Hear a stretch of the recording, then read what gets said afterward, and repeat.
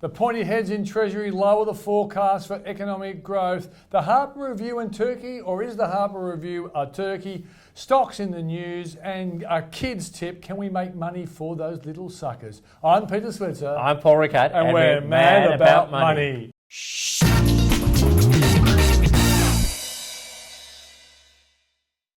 Okay, Paul, it's 2 minutes on each subject and the bell will ring. Let's start off with the Treasury guys lowering the forecast on economic growth. Did you like that? Look, a little surprised. I suppose anything out of Treasury that's a bit negative, that's what bureaucrats down in Treasury do. Look, I think they argued that population isn't growing as quickly as people had expected. There's a few other issues. Global forecast. Look, let's see how it pans out. I suppose it's not a positive for the market, but I doubt we're going to take much notice of it in the short term. No, I interviewed Scott Morrison on my show last night, and he made the point that we've been growing at 2.3. The forecast out there was for 3%. They only peeled it back from 3 to 2.75%, which is a lot of economists I've interviewed have said 2.75%. So it's not a bad thing. We're still heading up. That's the point that Morrison said. We're not going backwards. And a lot of countries around the world, like even the Yanks, came out with a 2.1% growth rate for the third quarter. For their last quarter. So that's interesting, isn't it? Yeah, I mean the noughties, whatever we would now call this current decade, seems to be the slow growth decade. It's one of the lessons I think post GFC is that growth has been on the slow side. It's there, it's positive, but it takes time, and maybe that's why our market also sort of just grinds higher a little bit. Yeah, now that, of course, a lower forecast for growth is not fantastic for stocks taking off, but also you're worried about the rising dollar. That also could hurt stocks, couldn't it? It could be really good for stocks. I'm actually a bit of a bull on the Australian dollar, Peter. I've just been looking at what's going on the last 3 or 4 weeks, and the Australian dollar to me looks like it's close to bottoming, or it's really forming a base here around 70 cents. It's up over 5% against the euro. I mean, we're almost at 0.68 euro cents or 68 euro cents. We got down below 64. Looking against the yen, it's also done pretty well. So while it's only up back to 72 cents against the US dollar, it's actually picking up. And this is when the US dollar, of course, is strengthening. And commodity prices are still weakening and the Aussie's going up. So put all those together, I just wonder whether the Aussie dollars might be starting to bottom at these levels. It also could be a prelude to the fact that commodity prices may have hit the bottom, because that when commodity prices go, the dollar goes up. Also, the point is once foreigners think our currency is bottom, that's when they come in because they want to ride the exchange rate up. And that's why I'm saying it actually could be a positive for our market. Yeah, good point. If it finds it there. Okay, the bell's rung. Let's go first to Turkey. Wall Street was up overnight. A lot of people thought panic would be there. What are things going on there?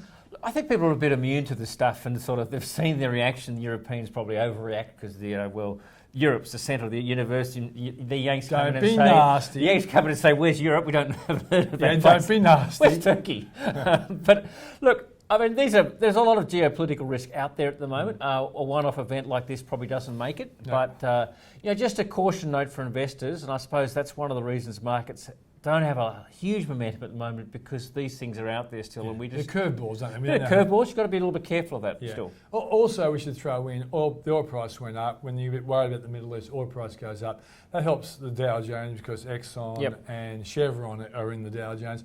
And there are a lot of small oil companies in the S&P 500, and they went up a few points. And we've noticed, which quite surprised me, that the lower oil prices actually hurt the US stock market, because there are a lot of companies that are oil and energy... Oil sensitive, LNG and all that type of stuff as well. Now, let's go to the Harper Review. Is this going to have a big impact on the stock market, Paul? I think most people will say, what? Yawn this morning. Don't be nasty. Professor Harper's a very important person. I know Professor Harper, and he's a very smart guy. Intelligent guy. This, of course, is not his report. This is the government's reaction and what they're going to do about his recommendations. Look, there's some good stuff there, but it's almost pushing it back to the states and saying, well, you deregulate shop hours, look at the taxi industry, make the changes, you look at the motor transport industry, and let's go to time-based tolling rather than things like registration fees or vehicle registration fees. But my guess is this is going to be a review on the government sort of balked at the hard things. That's like the federal government, test. Like the effects test, like the pharmacy agreement, like parallel imports in relation to things like second-hand vehicles. You're such a rev head. I am a rev head. Well, no, I'm not that much of a rev head. But look, it can't be bad stuff. I just don't think it's going to have a big impact. It's not going to excite the market today until one of those things actually accepted and a company's affected, like, for example, Uber and cab charge or something. If the states are incentivised to do it, Peter, maybe we'll see a bit more progress in some of the states. Bell's rung, that's enough. Thanks very much. Stocks in the news. Now, you're interested in Santos, aren't you? Tell us Well, I think the big issue with Santos is if you've got the entitlement offer, closes later this week. If you're too late to trade the rights because they've stopped trading, $3.85. It wants to anyway, quite frankly. I mean, look, it's a really big question about just what the retail take-up is going to be. My guess is Santos has still got more downside because I think the underwriters are going to get left with stock. The application price is too close to the current share price. Unless there's a huge spike in oil prices the next couple of days, I think Santos is going to do it tough still.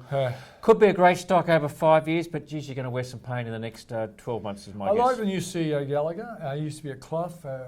It's a good appointment, but I think the company's got lots of problems. The only thing that's going to save it if that oil price heads up and then its share price will look good. But that's a punt.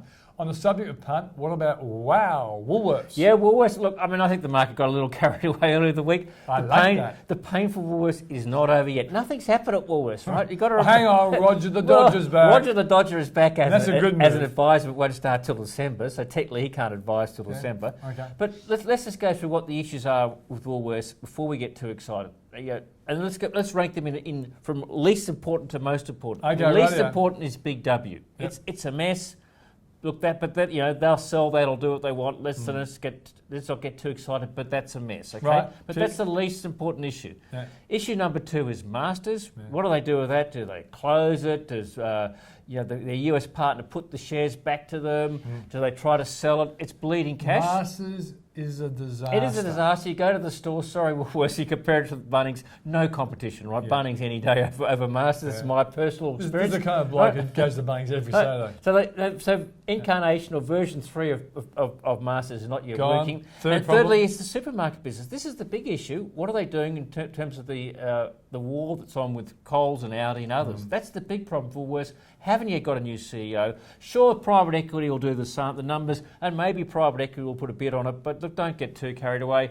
I don't think you get long into Woolworths. Paul has missed one other bigger problem. The overall management and board, hopeless. Yeah, I think, hopeless. Yep, a bit like in the BHP category, Peter. We're giving them some tough that's the bell later. On that one.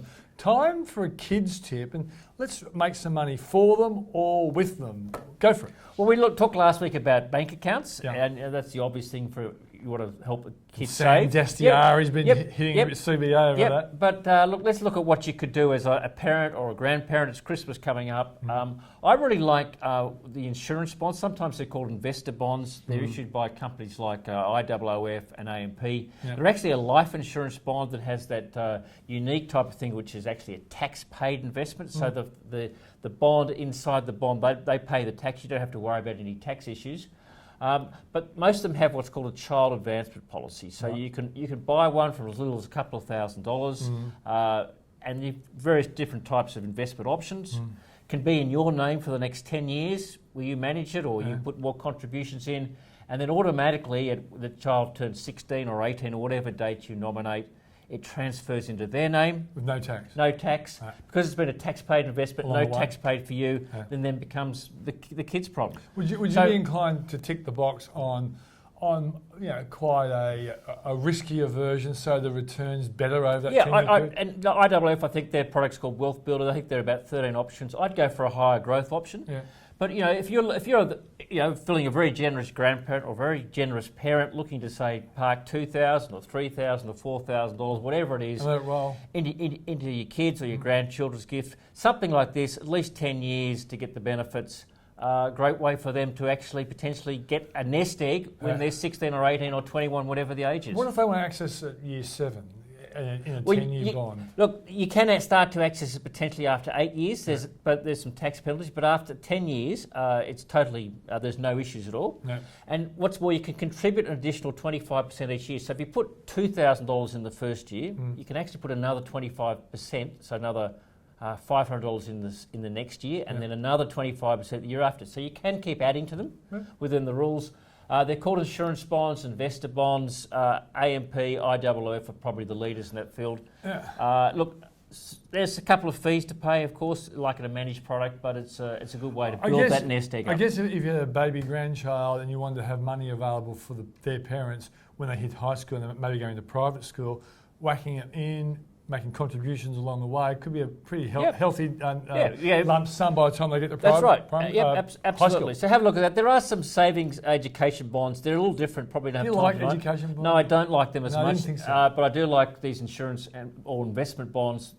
Same product, and just be careful of the fees a little bit. But a great way to actually get some money for a little nest egg for your child or grandchild. Okay, so Paul's mad about insurance bonds, but I'm mad about money, and you're mad about money. I think I'm mad about money. I'm Peter Switzer. I'm Paul Rickard. And we are mad about money. Shh.